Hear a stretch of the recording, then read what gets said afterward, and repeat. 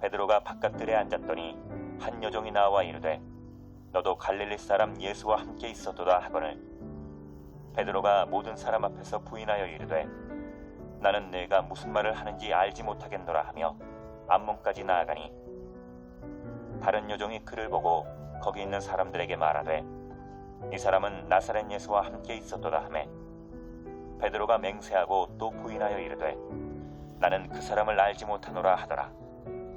조금 후에 곁에 섰던 사람들이 나와 베드로에게 이르되 너도 진실로 그 도당이라 내 말소리가 너를 표명한다 하거늘 그가 저주하며 맹세하여 이르되 나는 그 사람을 알지 못하노라 하니 곧 달기 울더라.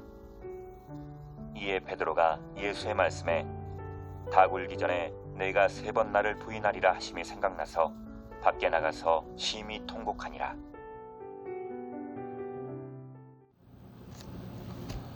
광고 말씀 때도 드렸지만 지난주에 기아대책에서 하는 부활절 캠페인으로 미션 투게더 20일 그 책자를 가져가서 21일 동안 우리나라에 왔던 그 선교사님들의 발자취를 좀 따라가며 같이 묵상하자고 말씀드렸죠.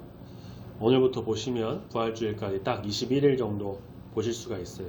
그래서 꼭 가져가셔서 말씀을 보시고 책자로 묵상도 하시고 고난의 주님을 좀 바라보면서 부활의 주님을 기대하면서 그리고 다시 오실 주님을 또 바라보면서 나가는 우리 모든 성도님들이 되시길 소망합니다. 아멘.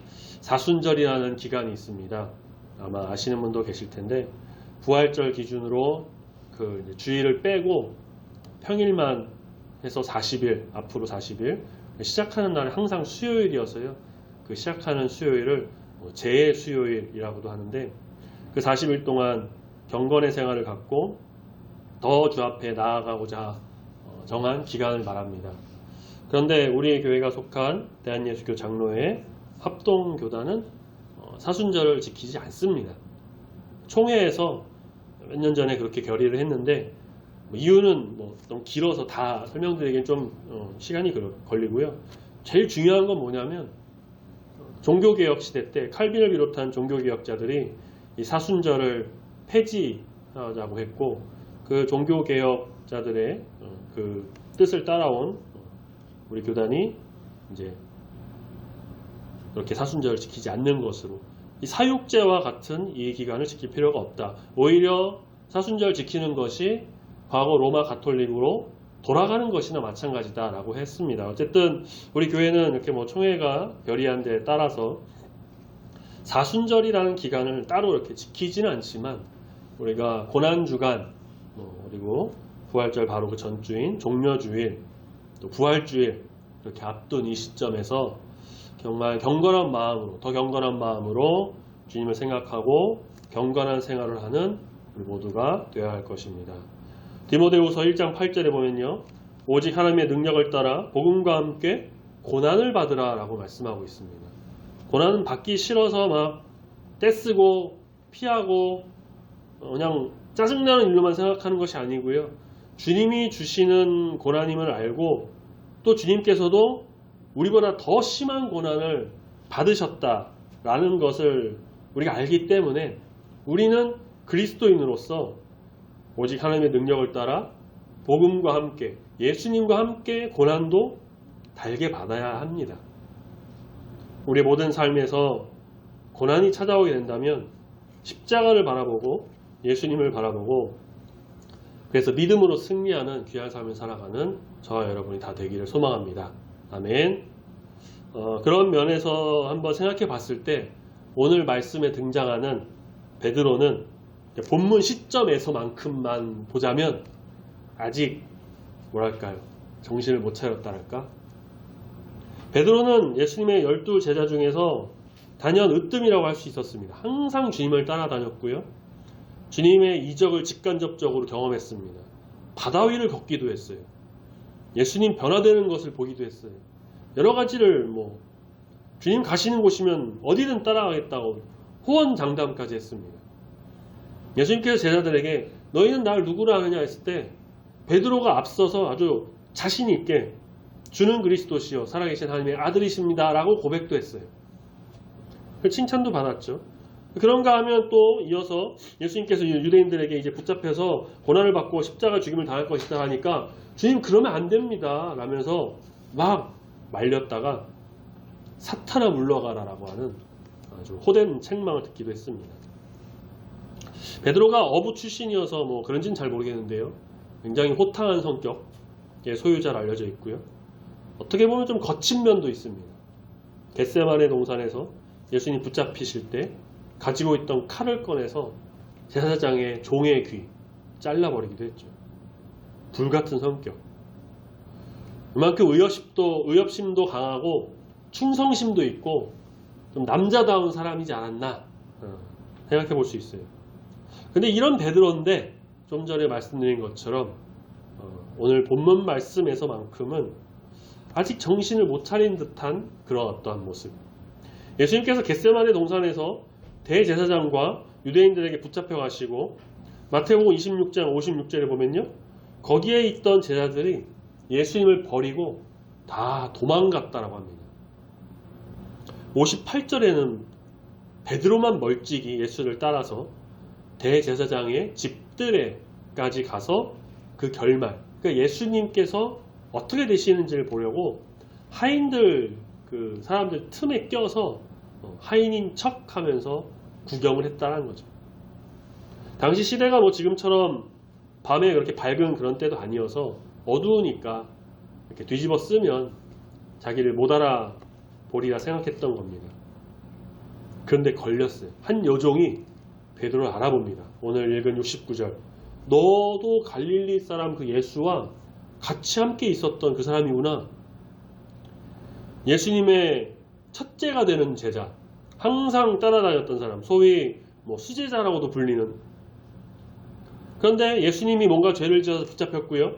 예수님을 동조하는 사람들은 뭐 다 붙잡을 거라고 종교 지도자들이 엄포를 놨고, 그럼 그를 따라다니고 함께했던 제자인 자신도 어떻게 돼요?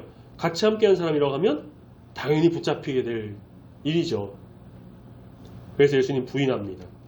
나는 네가 뭔 소리 하는지 모르겠다. 그리고 앞문까지 밖으로 나갑니다. 또 다른 여종이 베드로를 알아봅니다. 이 사람 나사렛 예수 함께 있었던 그 사람이다. 72절 베드로가 이번에는 맹세까지 하면서 부인합니다. 내가 맹세하건대 난 이 사람 모른다.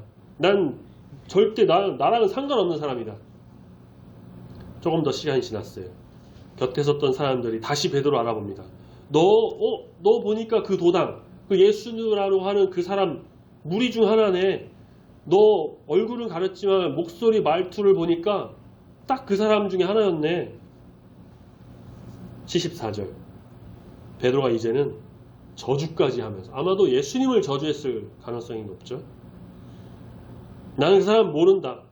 죽어도 모른다. 헛소리하지 마라. 미쳤다고 내가 그 사람 따라다니냐? 아니야, 나 모르는 사람이야. 너네가 잘못 봤어. 헛것 봤어. 그러자 닭이 웁니다. 26장 34절 말씀해 보시면 예수님께서 베드로에게 말씀하셨던 것이 있어요. 베드로가 죽더라도 예수님을 따라가겠다고 하자 네가 나를 닭 울기 전에 3번 부인할 것이다. 말씀하셨습니다. 베드로 완전히 까먹고 있었겠죠. 그러다가 그렇게 1번, 2번, 3번 예수님 부인하고 바로 뒤이어 닭이 울자 그때 기억이 납니다. 75절에 예수님 말씀하셨던 그 말이 생각나서 밖에 나가 심히 통곡했다고 하죠. 누가복음 22장에 동일한 내용이 나오는데요. 22장 61절에 베드로가 그렇게 부인하고 닭이 울었을 때 말씀에서 이렇게 표현합니다. 주께서 돌이켜 베드로를 보시니. 그러니까 베드로가 3번 부인하고 닭이 울었을 때 예수님 말씀이 딱 생각났고, 근데 그 근처에 계속 있었던 베드로, 매 맞고 고난받고 계셨던 그 예수님과 눈이 마주치셨던 거예요. 영화 패션 오브 크라이스트를 보시면요, 이 장면이 나옵니다. 베드로는 그렇게 예수님을 3번 부인했어요. 예수님 생각나서 심히 통곡하며 울었습니다. 그 이후에 베드로가 어디서 어떻게 지냈는지 말씀에 뭐 그렇게 자세하게 나오진 않아요. 예수님께서 십자가 못 박히실 때 오히려 그 밑에 같이 있었던 제자는 요한이었죠. 그 다음 등장하는 부분은 예수님이 부활하시고 마리아를 비롯한 여인들이 무덤에 갔더니 예수님이 안 계셨죠. 부활하셔서. 그래서 집으로 돌아가 제자들에게 말했을 때 거기에 베드로가 있었어요. 그 말을 들은 베드로 그리고 같이 있던 또 요한이 막 무덤으로 달려가서 예수님 계시지 않은 것을 확인했습니다. 베드로는 그때까지 숨어 지냈을 거예요. 제자들이 다 그러했죠. 예수님은 유대인과 종교 지도자들에게 몰려서 잡혀서 고난당하시고 십자가에 달려서 그 처형이라는 아주 끔찍한 방법으로 죽으셨어요. 사람들은 자기를 보고 그와 함께한 도당이다. 너 예수와 함께 있었던 그 사람 중에 하나다라고 알아보기까지 했는데 근데 나는 3번이나 부인했는데 사람들이 또 알아볼까봐 이제는 환난 대낮에 나가면 진짜 알아볼까봐 그래서 붙잡히면 나도 죽을지 모르니까 숨어 지냈던 거죠. 물론 다른 제자들도 마찬가지였습니다. 베드로의 마음은 어떠했을까요? 그렇게 부인하고 맹세하고 저주까지 했는데 그 순간을 후회하고 마음에 찔림이 계속 있고 예수님께 정말 죄송한 마음으로 어떻게 다시 볼 면목도 없고 그런 마음으로 숨어 지냈던 건 아닐까요? 내가 만약 베드로라고 한다면 어떠실 것 같아요? 베드로는 예수님 만나고요. 그분을 따라서 제자가 되겠다고 하면서 자기 생업, 그물, 배, 심지어 가족까지 다 뒤로 하고 예수님을 계속 따라다녔습니다. 3년 동안 예수님 한 분만 보고 나갔어요. 많은 걸 배웠어요. 많은 걸 봤습니다. 기적도 보고 여러 가지 경험도 했고 오병이어 사건도 같이 경험하면서 막 나눠줬고 자기가 죽은 나사라고 살아나서 무덤에서 나온 것도 봤습니다. 안진뱅이가 일어나고 장님이 막 눈을 뜨고 귀신이 내쫓기고 이런 기적, 치유의 기적을 다 목격했어요. 주는 그리스도시요 살아계신 하나님의 아들입니다. 고백도 했습니다. 그런 예수님이 그렇게 자기가 모든 걸 걸고 따라다녔던 그분이 유대인에게 붙잡혀 갔습니다. 매를 맞고 고문당하고 신문당합니다. 내가 만약 그 상황에서 베드로의 입장이라고 한다면 자신 있게 그래 나도 예수님과 함께 있었던 그 사람 중에 하나다. 어쩔래? 하실 수 있어요? 옆에 같이 불을 쬐던 사람들이나 종들이 너도 그와 함께 그 도당이다. 내가 보니까 그 예수랑 같이 있었던 그 사람이네? 목소리가 비슷하네? 라고 들었을 때 그래 어쩔래? 내가 그 붙잡힌 예수와 함께 있었고 내가 예수님 제자다. 그래서 어떡하려고? 내가 예수님 제자인데 뭐? 이렇게 사람들 다 듣게 외치실 수 있으신가요? 솔직히 말씀드리면요. 저도 베드로랑 다를 바가 없을 것 같아요. 아니 그래도 베드로는 예수님 보려고 숨어서 따라가기라도 했죠.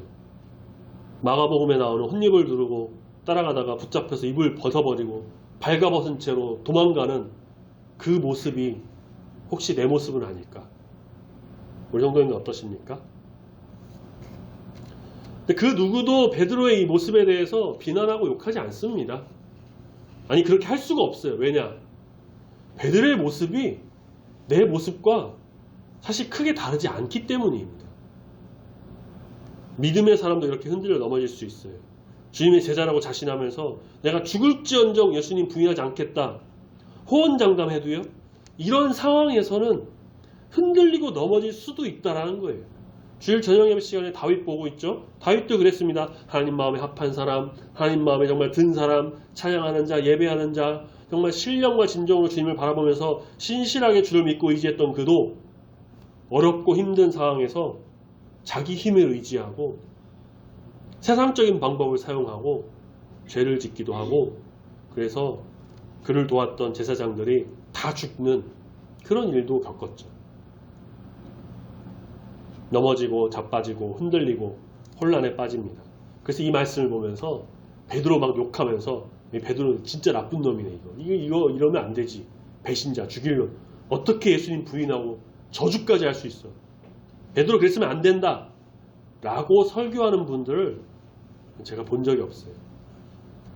오히려 우리는 베드로의 그 뒤의 모습을 좀 잘 지켜봐야 됩니다. 우리가 그때 상황을 한번 머릿속으로 그려보죠.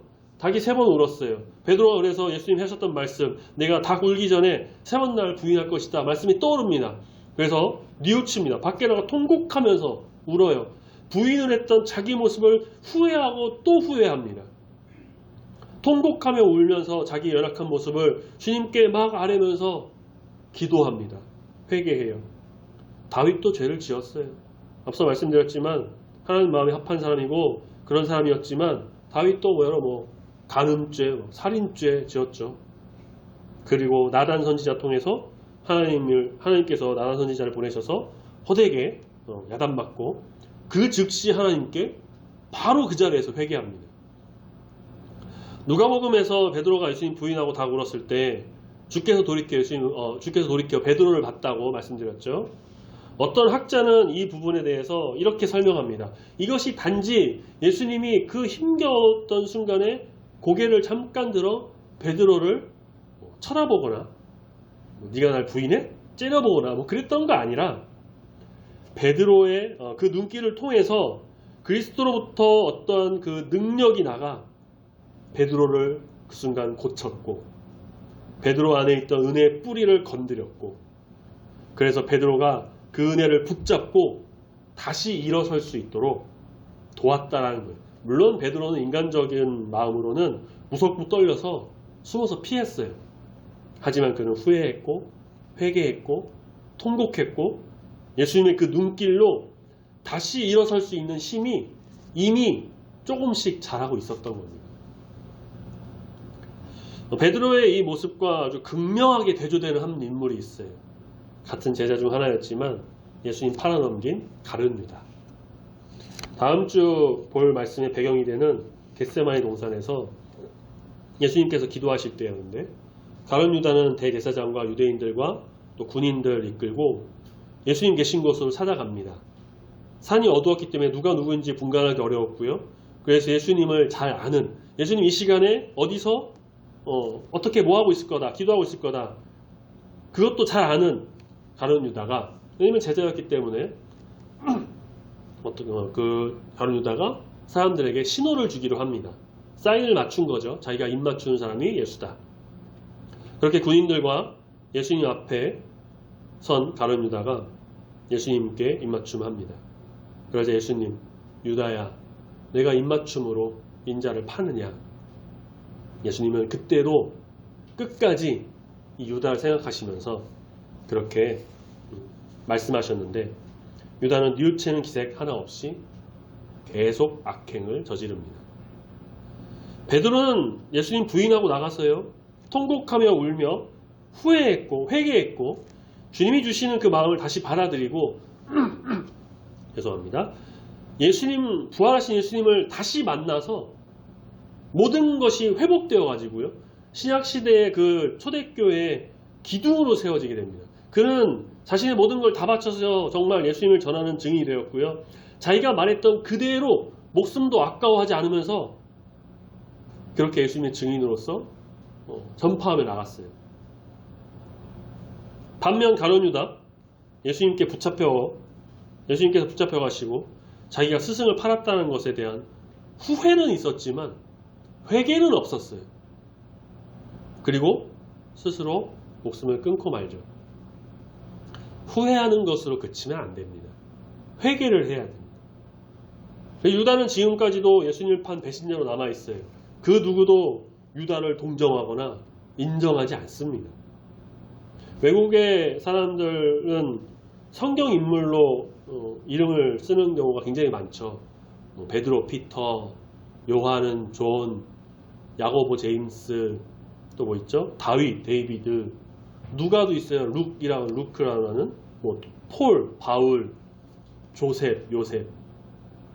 근데 단 한 사람의 이름은 쓰지 않아요. 유다, 주다스라죠. 주다스. 우리는 예수님의 증인으로 이 아름다운 발이 되었던 제자들의 사명을 이어받은 예수님의 제자이자 참된 증인입니다. 또 우리는 우리 주님이 지신 그 십자가를 지고 가야 하는 그 제자들이에요. 오늘 금주 목사가 말씀을 봤던 마태복음 16장 24절 누구든지 나를 따라오려거든 자기를 부인하고 자기 십자가를 지고 따르라고 말씀하셨죠. 십자가를 진다는 건 뭘 의미할까요? 고난을 받는다. 고난이 따른다라는 것을 의미합니다. 고난 없이 아무 문제 없이 정말 편하게 주님의 그 길, 십자가의 길, 좁은 문으로 향하는 길을 간다는 것이라 생각한다면 그것은 주님의 뜻이 무엇인지 제대로 알지 못하는 사람들의 생각일 겁니다. 우리가 가는 길에는 고난이 있어요. 간혹 이런 말하는 사람들이 있어요. 도대체 언제까지 고난만 받아야 하나? 인생 펴는 날 도대체 언제길래 왜 계속 고난만 왜 내가 이 나이 될 때까지 고난만 겪어야 하는지 그러면서 그러다 보니까 예배드리기도 힘들고 기도도 안 나온다라고 해요. 누구에게나 고난이 오지만 이 그리스도인으로서 예수님의 고난에 동참하고 고난의 길을 그렇게 간다는 것이 마냥 쉽지만은 않은 일이죠. 주님의 제자로 살아갈 때 여러 유혹과 어려움이 늘 다가옵니다. 베드로 같은 사람도 넘어져요. 3번이나 예수님 부인했고 모른다고 맹세하고 저주까지 합니다. 믿음의 사람 흔들리고 넘어지기 마련입니다. 그럴 수 있습니다. 왜 이렇게 고난만 오는 거냐고 인생 좀 펴게 해달라고 간구할 수 있습니다. 넘어졌을 때 다시 일어나는 것이 진짜 믿음의 소유자겠죠. 고난 앞에 고난을 불평하는 것이 아니라 고난을 통해 일하시는 하나님과 그 고난 중에서 또 회복하시는 하나님, 고난 끝에 영광의 면류관 주신 하나님, 그 하나님을 바라보는 자가 참된 주의 성도인 줄 믿습니다. 아멘. 넘어지고 힘들 때 낮은 자존감으로 인해서 그래 역시 난 안 돼. 내가 맨날 그렇지 뭐. 그렇게 후회하고 상황을 탓하고 불평만 하면서 회개하지 않는다면 결국 누구의 길로 가는 걸까요? 가룟 유다의 길을 가는 거겠죠. 아니면 진심으로 뉘우치고 회개해서 다시 일어서서 회복의 길을 가는 다윗과 베드로와 같은 길을 가는 우리가 되겠습니까? 한 가지 또 기억해야 할 것이 있어요. 그건 뭐냐면요. 나 자신을 너무 과대평가하는 것도 좀 삼가하는 게 좋겠다라는 거예요. 나는 절대 그럴 리 없어. 절대라는 말도 함부로 사용하면 안 되죠. 사람에게는 절대라는 게 사실 없어요. 나는 무슨 일이 있어도 그러지 않아. 베드로가 딱 그랬습니다. 다른 사람들은 예수님 모른다고 해도 나는 안 그럽니다. 나는. 아마 그러겠죠. 나는 절대 안 그럽니다. 그랬던 베드로가 은근슬쩍 다른 제자들 무시하는 말투였죠. 자기 높이면서 나는 안 그래. 난 너랑 달라. 그런 베드로가 예수님 부인했어요. 차라리 다른 제자들처럼 도망이라도 갔으면 부인하는 일이라도 없었을 텐데 말이죠. 자기 힘을 지나치게 과시하면 결국 교만으로 가게 됩니다. 그러니까 이게 자존감이 높고 자신감을 갖는 건 중요한데 이걸 인간적인 마음과 어떤 힘으로 하려는 게 아니라 하나님이 주시는 마음, 예수 그리스도를 믿는 그 십자가의 믿음으로 해야 한다는 것이에요. 내가 할 수 있다. 나 아니면 안 된다. 나는 뭐 다 한다. 남들 그러면도 나는 안 그런다. 딱 교만으로 가는 길이죠. 그래서 하나님 앞에는 겸손하고 제가 어떤이라고 해도 뭐 다들 찾아보시면 알 거예요. 제가 어떤 유명한 영상 하나 봤는데 우리나라 굉장히 유명한 래퍼예요. BY라고 그리스도인이에요. 간증 집회처럼 하는 걸 봤는데 그런 말 하더라고요. 겸손이 뭐냐? 세상에 겸손하고 세상에 쭈그리는 건 그게 겸손이 아니라 하나님 앞에 겸손한 게 진짜 겸손이고 하나님 앞에 겸손한 사람은 세상에서는 당당하다. 어깨 편다라고 해요. 고개를 든다라고. 그러니까 자신감, 자존감을 높게 갖고 내가 세상에서 당당하게 펴는 거는 좋지만 교만해가지고 하나님 앞에도 막 고개 쳐들고서는 하나님께 나가는 내가 아니면 안 되는 난 다 할 수 있는데 예수님 제자들에게도 말씀하셨어요. 시험에 들지 않게 기도하라고. 그러한 교만에 빠지지 않게 항상 기도해야 합니다. 과거의 삶에 막 얽매하고 내가 왕년에 이랬는데 내가 옛날에 잘 나갔는데 내가 옛날에 진짜 교회 잘 다니고 믿음 생활 얼마나 열심히 하고 라떼는 말이야 내가 다 했어. 지금은 어떠신가요? 지금은 내가 하나님 그때랑 똑같이 믿음 생활하면서 열심히 헌신하면서 정말 주의 길에 온전히 감당하고 계신가요? 그렇다면 정말 다행입니다. 근데 지금 만약에 내 모습이, 내 신앙이 이전과 다른 그런 모습이 자꾸 옛날 얘기하면서 그때 그랬지 이러는 거 사실 아무 소용없어요. 지금 잘해야 되고요. 앞으로 더 잘해야 됩니다. 지금 내가 어떤 순간 어떤 상황 속에서도 하나님만을 바라보면서 예수 그리스도를 믿으면서 그 주의 십자가의 길, 고난의 길을 온전히 걸어가고 믿음으로 그걸 이겨내면서 앞으로 가는 모든 곳에서도 주님의 뜻이 이루어지기를 소망하면서 가는 귀한 성도로서의 삶. 그런 삶을 살아감으로 인해서 하나님께는 영광이고 우리 안에는 감사와 기쁨, 평안이 넘치고 정말 귀하고 복된 삶으로 살아가는 우리 모든 성도님들이 다 되시기를 소망합니다. 아멘. 요한복음 21장에 부활하신 예수님께서 제자들 만나는 장면이 나옵니다. 주일 저녁 예배 시간에 요한복음 말씀을 공부하면서도 아마 봤고 그때도 말씀드린 내용이 아닐까 싶어요. 제자들이 디베라 호숫가에서 물고기를 잡고 있었습니다. 그 물고기 잡으러 가자고 처음 말한 게 베드로였어요. 그렇게 사람을 모아서 자기가 원래 했던 일이죠. 물고기 잡는 일을 하러 갔습니다. 그때 예수님께서 나타나셔서 뭇에서 외치십니다. 얘들아 고기 많이 잡았냐? 아니요, 한 마리도 못 잡았습니다. 그래? 그럼 그물 배 오른편에 던져라. 그럼 잡을 거다. 그렇게 잡은 물고기가 큰 것만 153마리. 요한이 예수님 알아보고 베드로에게 주님이시다 라고 하니까 베드로가 어부일 하면서 힘들었던 이렇게 거칠장스러우니까 옷을 벗고 있었겠죠.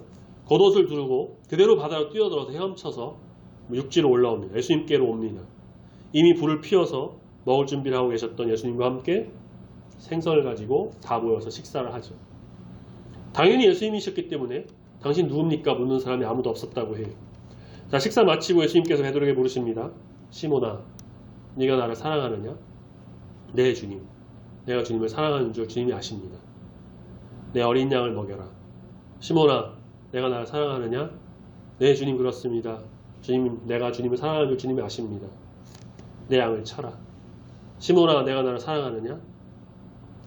이렇게 예수님은 3번 베드로에게 똑같은 질문을 하셨죠. 내가 나를 사랑하느냐? 처음, 두 번째. 예수님께서 왜 그러실까? 그래도 대답했던 베드로가 3번 똑같은 질문을 들으니까 근심하며 대답했다고 해요. 걱정하면서 대답했어요. 베드로의 마음이 어땠을까요? 자기가 예수님 3번 부인했는데, 그리고 예수님과 눈도 마주쳐서 밖에 나가서 통곡했는데, 숨어 지냈는데, 지금 부활하신 예수님께서 자기에게 직접 네가 나를 사랑하냐? 3번 묻고 계세요. 마음에 찔림도 있고 죄송하기도 하고 예수님 얼굴 보기도 민망하고 다른 제자들 같이 있었잖아요. 속된 말로 쪽팔리기도 하고 그래도 베드로 대답합니다. 네, 주님. 내가 주님 사랑하는 줄 주님만 아십니다. 베드로는 이제 여기서 완전히 회복됐어요. 자신을 짓누르던 죄책감에서 해방됐고요. 예수 그리스도로 인해서 평안을 되찾았습니다. 누구나 죄를 지을 수 있고요. 잘못할 수도 있고요. 실수할 수 있어요. 회개하냐 안 하느냐, 돌아와서 다시 하나님 앞에 서냐 마느냐, 후회만 하고 죄책감에 끙끙 시달려서 앓고 있느냐, 그게 중요합니다. 회개하면 하나님께서 마음에 평안함을 주시고 죄책감에서 벗어나게 하시고 위로해 주십니다. 그 아름다우신 손으로, 그 거룩하신 손으로 우리를 만져주시고 감싸주신다는 거예요. 우리가 신앙생활을 하다 보면은 넘어질 수도 있죠. 십자가 그냥 내팽개치고 싶을 수도 있어요. 고난의 길 가기 싫어서 거부할 수도 있죠. 그렇지만 주의 자녀, 주의 성도는 정말 기도하면서 말씀을 통해서 하나님이 원하시는 것이 무엇인지를 깨닫고 주님이 주시는 그 비전과 소망이 무엇인지를 받아들여서 믿음 안에서 회개하여 주의 길을 걸어가는 참된 제자인 줄 믿습니다. 아멘. 회개하면 우리 안에 회복이 일어나요. 회개하면 감사와 기쁨이 넘치고 회개하면 죄책감이 사라지고 주님이 주시는 참된 평안이 넘치게 될 것입니다. 오늘이 3월 30일이네요.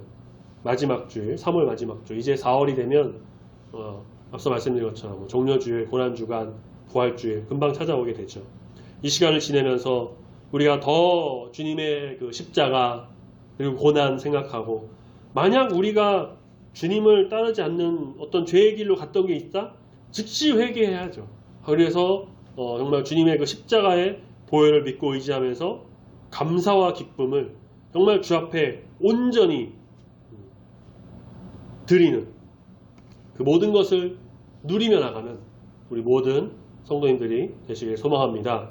예수님을 더 생각하고 그 십자가를 바라보고 믿음으로 고백하고, 우리를 위해 십자가를 지신 것 따라 나도 십자가를 지고 가겠습니다 라고 고백하며 기도하는 그런 주의 제자 참된 성도로서 온전히 우리 주님 안에 거하시는 우리 모든 성도님들이 다 되시기를 우리를 위해 십자가를 지신 예수님의 이름으로 축원합니다. 아멘. 기도하겠습니다.